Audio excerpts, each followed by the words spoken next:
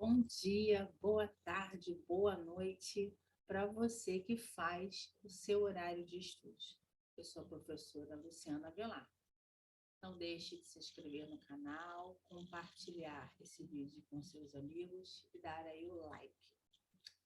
Hoje eu trouxe um conteúdo interessante, que é sobre orientação educacional.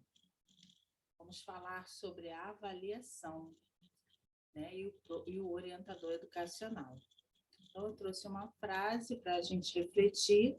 Orientação educacional, o caminho certo de qualidade de direitos, respeitando a individualidade das necessidades do educando.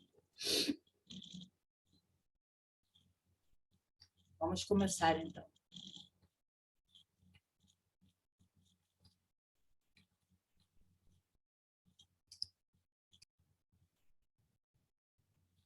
Prática da orientação educacional no processo de avaliação. As diversas concepções da avaliação diagnóstica ou classificatória, dialética, libertadora e sua importância na prática do trabalho pedagógico. O profissional da orientação educacional pode propor melhorias no método de avaliação atual, como auxiliar os professores a diagnosticar qual a melhor avaliação para determinada turma. Aí nós temos os tipos de avaliação: avaliação diagnóstica, formativa, sumativa, classificatória, que são os exames, e avaliação mediadora. Aí eu fiz, pessoal, uma tabela e coloquei as palavras-chave para a gente memorizar, para ficar mais fácil para vocês. O que é examinar, que é classificatória, e o que é avaliar, qual a diferença de uma para outra.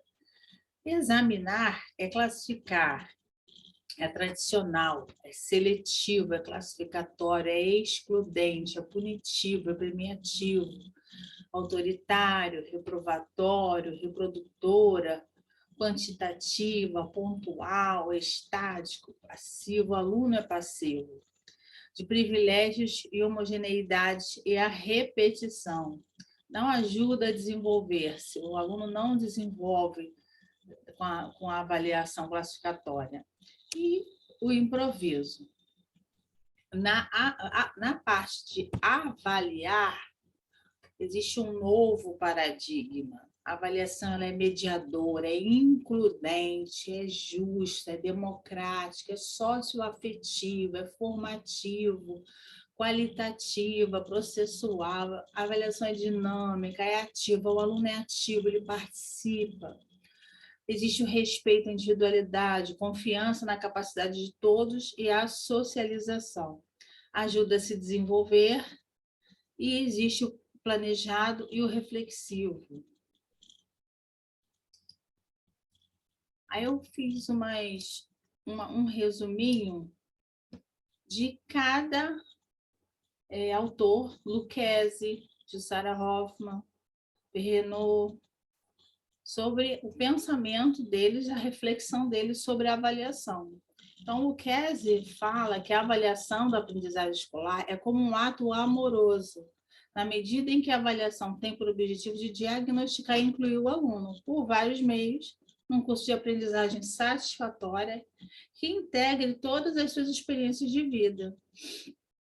A Jussara Hoffmann vai dizer que a avaliação é reflexão transformada em ação, nos levando a novas reflexões, uma reflexão permanente do educador sobre a realidade e o acompanhamento passo a passo do educando e a sua trajetória de construção do seu conhecimento. O Renaud, ele vai falar que a avaliação da aprendizagem é um processo mediador na construção do currículo e se encontra intimamente relacionada à gestão da aprendizagem dos alunos. Na avaliação da aprendizagem, o professor não deve permitir que os resultados das provas periódicas, geralmente de caráter classificatório, sejam supervalorizados, em detrimento às suas observações diárias de caráter diagnóstico. O professor ele precisa avaliar o aluno num todo, não só em provas, testes, não classificar. O aluno ele precisa ser avaliado no seu dia a dia, na sua participação, na realização das suas atividades, na sua criatividade. O aluno é avaliado num todo. Avaliação processo das individualizações da aprendizagem. A função diagnóstica, ela é realizada no início do processo para direcionar o trabalho do professor. Nessa fase, são estudados e levantados os conhecimentos prévios dos alunos, para que o professor possa verificar como colocará em prática o seu planejamento. Na diagnóstica, apresenta os avanços, os problemas dos alunos, junto com a situação, junto com a atuação do professor. Ocorrem 3 fases. Início, para sondar os conhecimentos, durante, para acompanhar o desenvolvimento dos professores e do aluno, e final, para verificar o resultado do trabalho desenvolvido, se ele alcançou ou não o objetivo, que é a aprendizagem. Com essas informações, o professor poderá propor modificações durante o processo de ensino-aprendizagem. Então, a avaliação diagnóstica ela é muito importante. Ali, o professor percebe como está o aluno naquele momento, o que ele precisa aprender, o que faltou, o que o professor pode adaptar, pode melhorar, como ele vai planejar a próxima aula para alcançar que aquele aluno consiga aprender. Função formativa ou processual. É realizada durante o processo para acompanhar o desenvolvimento dos alunos. A função formativa proporciona ao professor e todos a continuarem o trabalho. Nessa fase, encontra-se o famoso feedback, que orienta os envolvidos em suas tarefas de forma positiva. Então, essa avaliação processual é durante o processo. A diagnóstica é no início, pode ser no início de um bimestre, no início do ano letivo, né? E ali o professor vai se situar como está esse aluno. E o que falta esse aluno aprender, o que ele não aprendeu, o que precisa melhorar, o que precisa trabalhar. E a formativa é um processo, né? Durante o processo, vai acompanhando o desenvolvimento desse aluno e vai se adequando, vai adaptando o seu planejamento para que esse aluno consiga aprender. E a função somativa, essa é a classificatória. É realizada ao final do processo, classificando os alunos quanto ao nível de desenvolvimento. Essa fase oferece também as informações necessárias para o registro das atividades que foram desempenhadas pelos alunos. Então, essa é no final, classificatória. A avaliação informal consiste em elogios, castigos, né? Vai ficar sem recreio, vai ficar sem intervalo, ameaças, entre outros. E a avaliação formal, formada por instrumentos específicos de avaliação, como prova, trabalho, pesquisas, tarefas organizadas. Nós temos a avaliação tradicional, que é exercida de forma classificatória com memorização, que são as provas, os testes. Temos a avaliação da escola nova. Essa ocorre a valorização dos aspectos afetivos, atitudes, valores, princípios, e ela prioriza o desenvolvimento individual do aluno. E a tecnicista é analisada através do comportamento desejado, ao apego aos livros didáticos, a produção do aluno com exercícios, programas. Trabalha-se muito com manual de instrução, né? Eles seguem aquele manual de instrução, é uma coisa técnica, tecnicista. A avaliação libertária não há uma avaliação dos conteúdos. Libertadora busca a emancipação do grupo. O histórico crítico existe a tomada de decisão para a transformação da sociedade. É usado muito a avaliação diagnóstica. O orientador educacional tem diversas funções e avaliação como um leque de ações e opções que ele pode usar de forma preventiva. Preventiva, antecipando os problemas que podem ocorrer. Ou remediativa. Remediativa, as ações que precisa utilizar depois que os problemas já tiverem ocorrido. E aí eu incluí aqui para vocês o artigo 9º do Decreto 72.886 de 73. É muito importante a gente estar atento às atribuições do orientador educacional.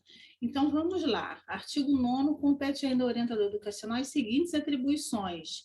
Olha, se você observar, ó, participar no processo, participar no processo, participar no processo de identificação das características básicas da comunidade. Ele precisa identificar quais as características básicas da comunidade, até para desenvolver um trabalho que alcance um resultado positivo.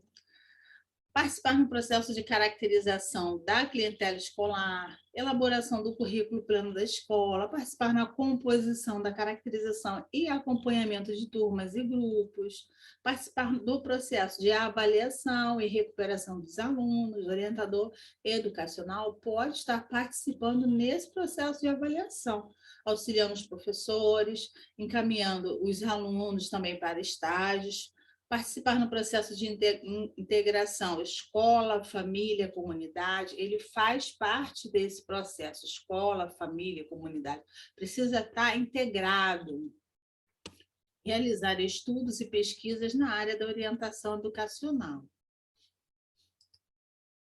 E aí eu trouxe umas questõezinhas para a gente estar resolvendo. Vamos para a questão de número 1.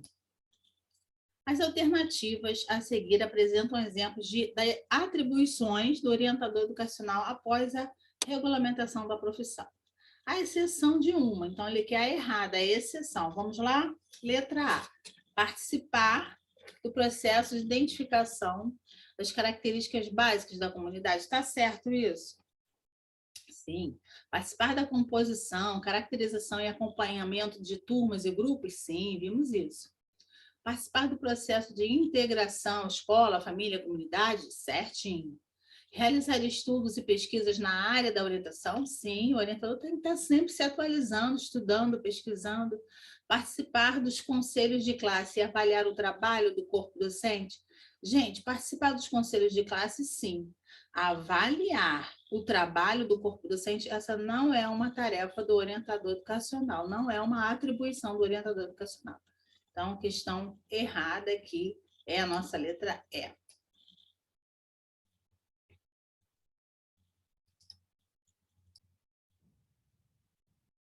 Perdoe, pessoal, saiu da tela aqui. Voltando. Questão 2. Várias são as atribuições do orientador educacional. Nesse sentido, o profissional deve atuar com várias demandas. Ele quer o exceto, né? Ele quer a errada. Vamos lá. 2. A. Mediação de conflitos? Sim. Aprofundamento de estudos nas disciplinas de língua portuguesa e matemática?